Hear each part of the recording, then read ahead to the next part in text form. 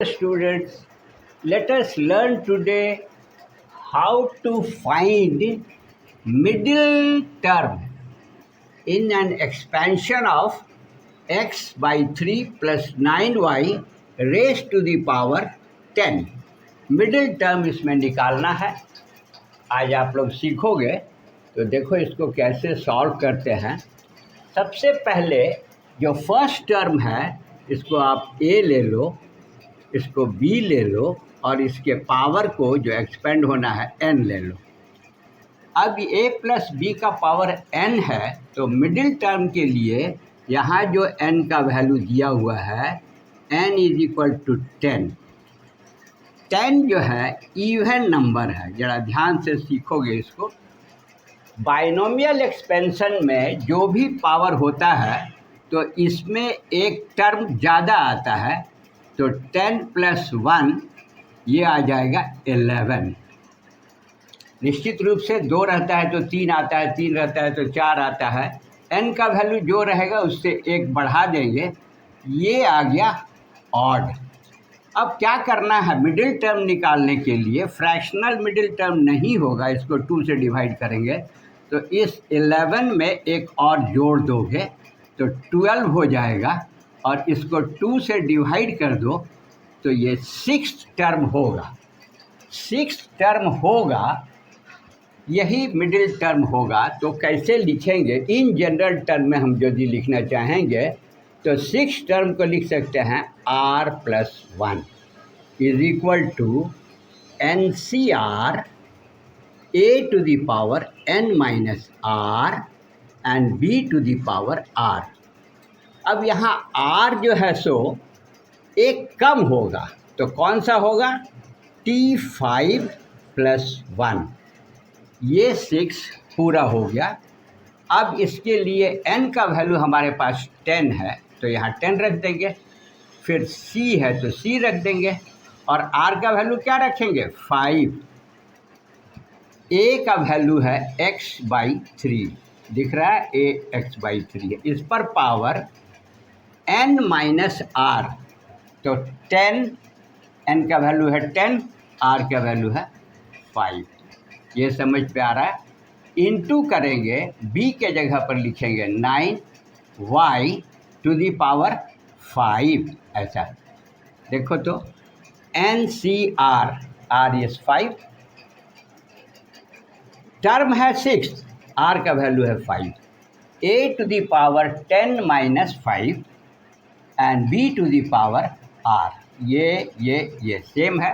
अब इसको सॉल्व करेंगे तो देखो ये NCR के फॉर्मूलेट देखो, ये अभी इसमें 10C5 का वैल्यू कैसे हम लोग निकाल सकते हैं। तो पहले ये निकालेंगे फैक्टोरियल 10 डिवाइडेड बाई फैक्टोरियल 5 और फिर फैक्टोरियल 10 माइनस 5, ये भी 5 हो जाएगा।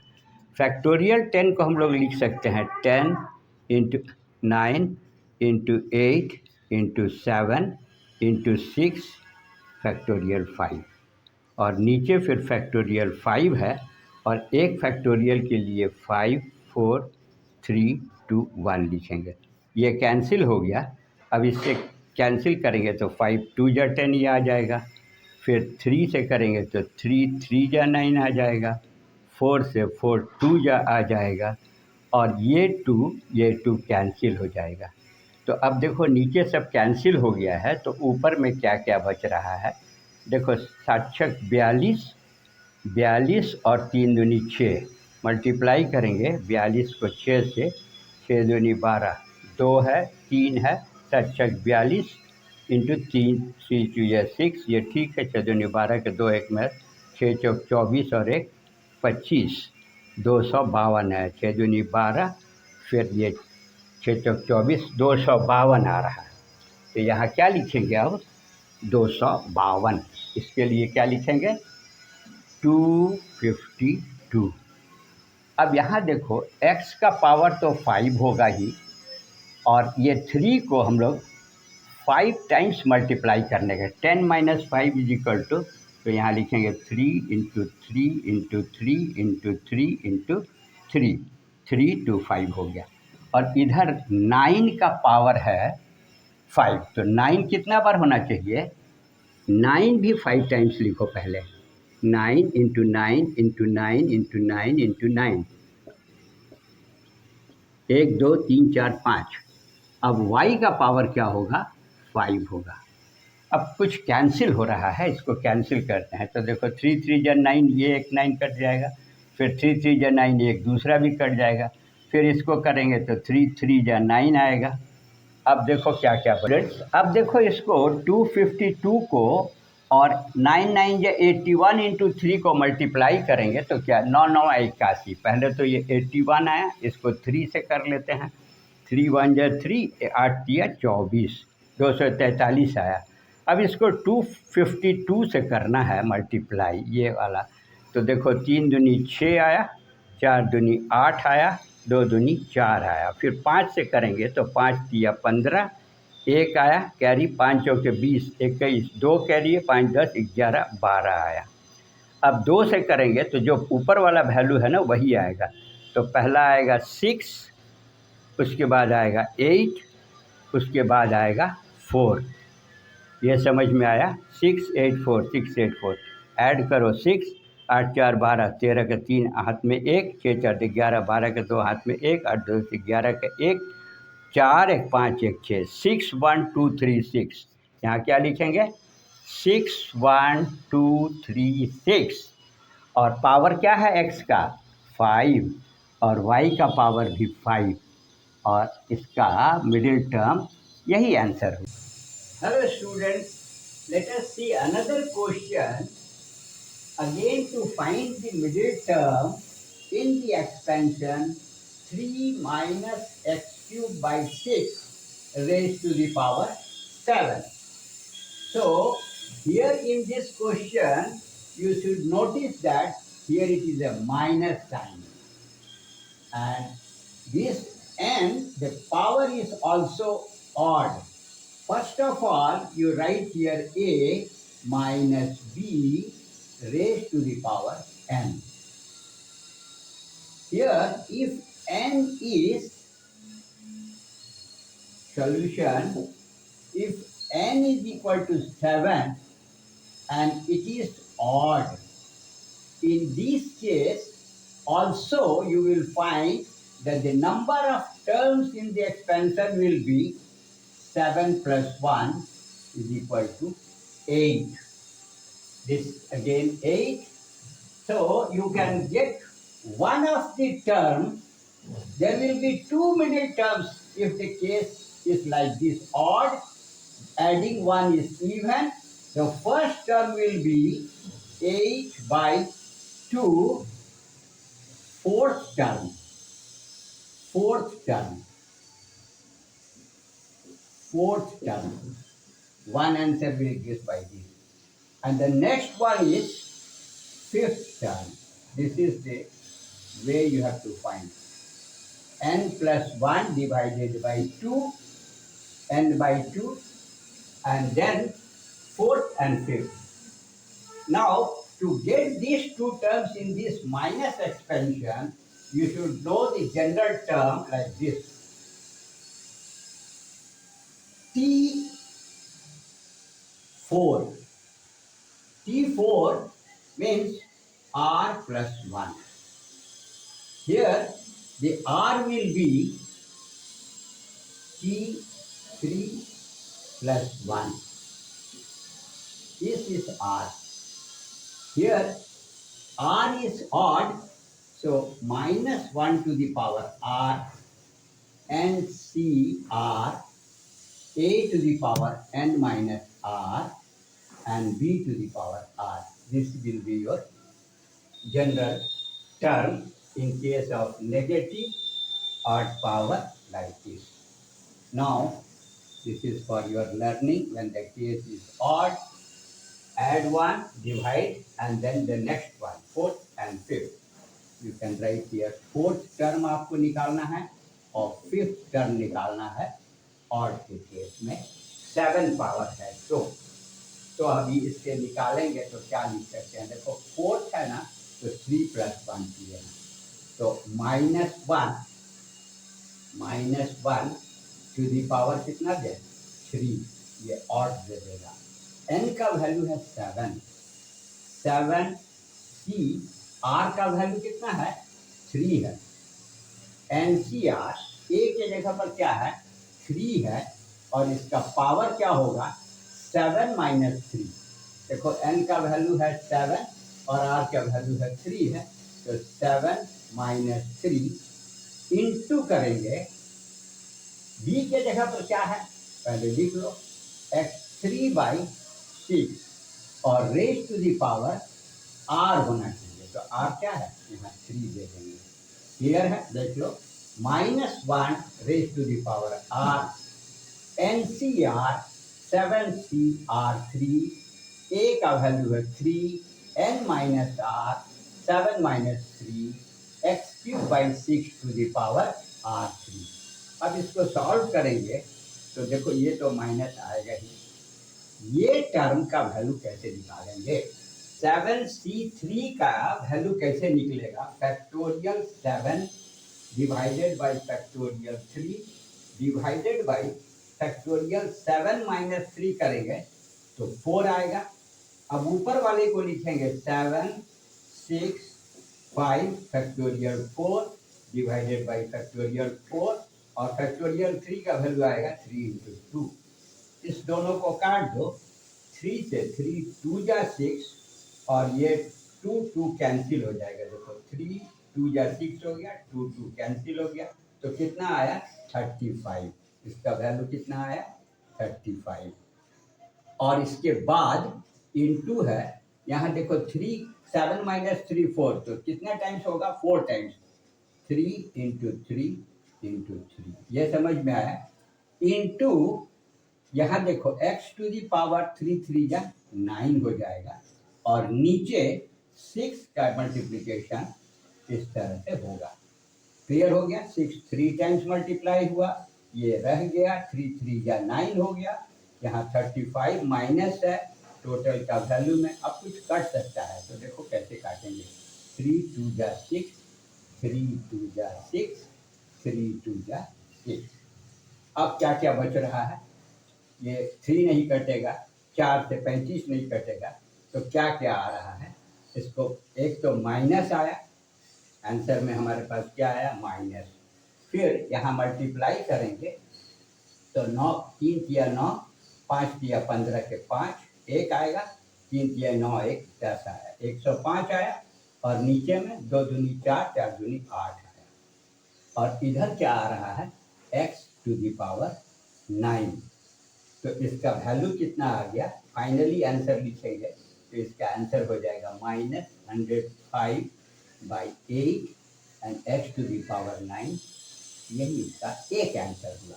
अब बच्चों ये देखो फिफ्थ टर्म निकालना होगा, तो अभी एक तो आंसर आ गया था, अभी यदि नीचे वाला हमको फिफ्थ टर्म निकालना है, फोर्थ तो निकल गया, और फिफ्थ टर्म निकालना होगा तो उसको कैसे लिखेंगे, यहाँ देखोगे t r प्लस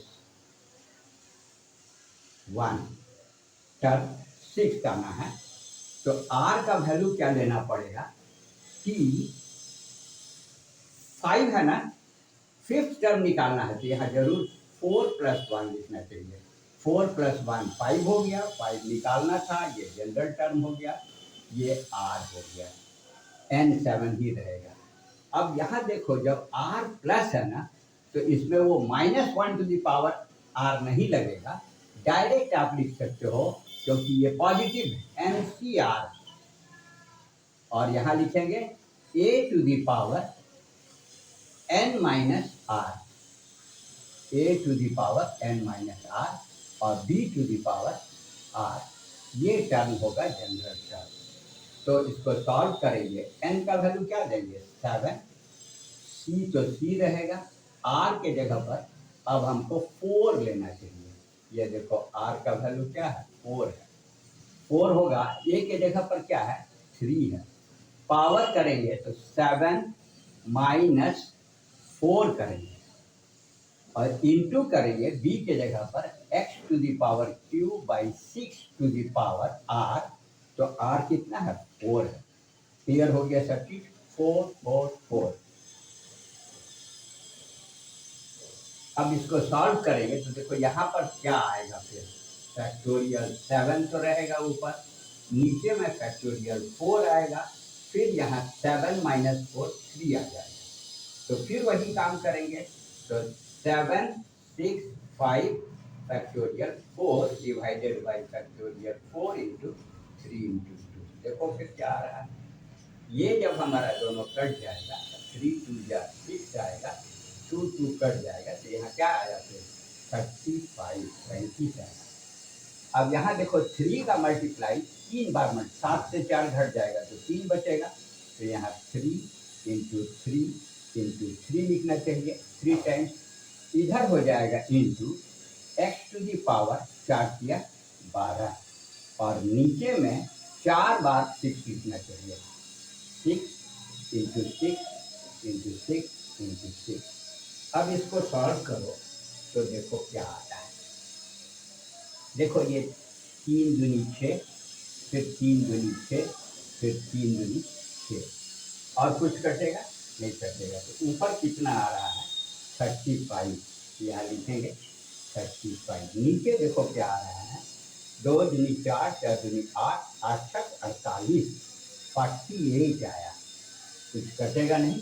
x का पावर क्या आया है, x का पावर आ रहा है 12, और इसका मिडिल टर्म में 5th टर्म का जो था वैल्यू ये आएगा। तो 2 मिडिल टर्म आता है यदि यहाँ ऑड एक्सपोनेंट होता है तो। हेलो स्टूडेंट्स, देखो एक एक्सपेंशन का, बाइनोमियल एक्सपेंशंस का क्वेश्चन नंबर 3 क्या कहता है, find the term independent of x। यहाँ x का एक बाइनोमियल एक्सपेंशन दिया गया है, x² plus 1 by X to the power 9। इसका कौन सा टर्म होगा जिसमें x नहीं होगा। क्वेश्चन समझ में आ गया, तो अब इसके सॉल्यूशन की तरफ बढ़ते हैं। तो मान लो कि किसी में x ना हो तो वो जनरल टर्म होगा, तो क्या लिख सकते हैं, जो तरीका आप जानते हो, TR+1, यही टर्म है। नहीं मालूम है r क्या है, निकालेंगे पहले, तब ये पता चल जाएगा। तो इसका जो तरीका होता है, इसमें हम लोग क्या लिखते हैं, r+1 में NCR, और a, इसको a लेंगे, इसको b लेंगे, प्लस करेंगे, अब पावर n है 9, तो n जनरल लिखते हैं, a plus B to the power n। तो जनरल टर्म, ये टर्म में x हटे ना रहे, क्या करेंगे आगे देखोगे, NCR a to the power n minus r, b to the power r, ये तरीका है। अब ये लिखेंगे यदि, तो n तो मालूम है 9CR, r नहीं मालूम है, r पता चल जाएगा, एक जोड़ देंगे तो वो टर्म का पता चल जाएगा, लेकिन x नहीं होना चाहिए। अब देखो कैसे, a के जगह पर लिखने जाएंगे ना तो x आने लगा, x² है a, और पावर इसमें क्या है 9 माइनस r, और b के जगह पर जब लिखेंगे तो 1/x है, और यहाँ पर r लिखेंगे तो ऐसा हो जाएगा। ये क्लियर हुआ कि नहीं। n9 c, r का वैल्यू r पता करना है, a का वैल्यू है x², n माइनस r, ये हो गया। अब देखेंगे यहाँ x भी है और r भी है, तो कैसे इंडिपेंडेंट के रास्ते में बढ़ेंगे। यहाँ लिख रहे हैं 9CR, अब x का पावर देखो कैसे कैसे होगा, 2 इंटू 9, दोनों का मल्टीप्लाई होगा 18 माइनस 2r, और यहाँ देखो 1/x है तो माइनस, ये ऊपर जाएगा तो माइनस हो जाएगा, तो बेस x बनाएंगे पावर के चलते, और यहाँ क्या लिख देंगे माइनस r लिखेंगे, ठीक है ना। ये 1/x माइनस x हो जाएगा 1, और r से मल्टीप्लाई होगा तो ये हो जाएगा। अब देखो 9CR x to the power 18, 2r और 1r, ये बेस सेम है, जुड़ जाएगा, तो 18 माइनस 3r तो आ गया, पूरे में x भी आया r भी आया। लेकिन नहीं चाहिए तो देखो ये टर्म जो है ये टर्म समझना, ये x पर पावर है। x हटने के लिए आपको मालूम होना चाहिए कि x का पावर यदि 0 दे दें तो ये 1 हो जाता है। x का पावर 0 होगा तभी 1 होगा। तो अब इसके सहारे इसको हम लोग इक्वेट करेंगे 0 से। तो कैसे लिखेंगे? 18 minus 3r is equal to 0। तो देयरफॉर क्या हो जाएगा? 18 divided by 3 is equal to r। ये समझ में आया? ये उधर जाएगा, 3 से डिवाइड होगा। तो देखो r तो पता चल गया, कौन सा टर्म? 6 या 18। देयरफॉर r का वैल्यू 6 आ गया, r 6 आ गया। तो अभी जैसा यहाँ पर हम डाल दें यदि, तो वो 7th टर्म, देखो r जब 6 आ गया तो इसमें हम यदि डाल दें तो ये क्या हो जाएगा? 7th टर्म हो जाएगा। t 6 + 1 is equal to t 7th term आ जाएगा, ये 7th टर्म आ जाएगा। तो इसका वैल्यू कैसे निकलेगा? 9c6 को सॉल्व कर देंगे तो आ जाएगा। तो इसके लिए फैक्टोरियल 9 लिखेंगे तो कैसे लिखेंगे? 9 8 7 6 है ना, फैक्टोरियल 6 होगा तो 6 लिख दो। अब यहाँ पर जो फैक्टोरियल 6 होगा उसके बाद 9 माइनस 6 करेंगे तो फैक्टोरियल 3 आएगा। ये फैक्टोरियल 3 इंटू 2 इंटू 1 लिखते हैं। अब देखो ये दोनों तो कट गया, 3 से 3 जा 9 और 2 से 2 4 जा 8, यही है। अब देखो ये कितना आया? 4 या 12, 12 पंचे 60, 12 छक 72, 12 सत्ते 84, ये आया 84। 7th टर्म क्या आया? 84। और इसका यही आंसर है। समझ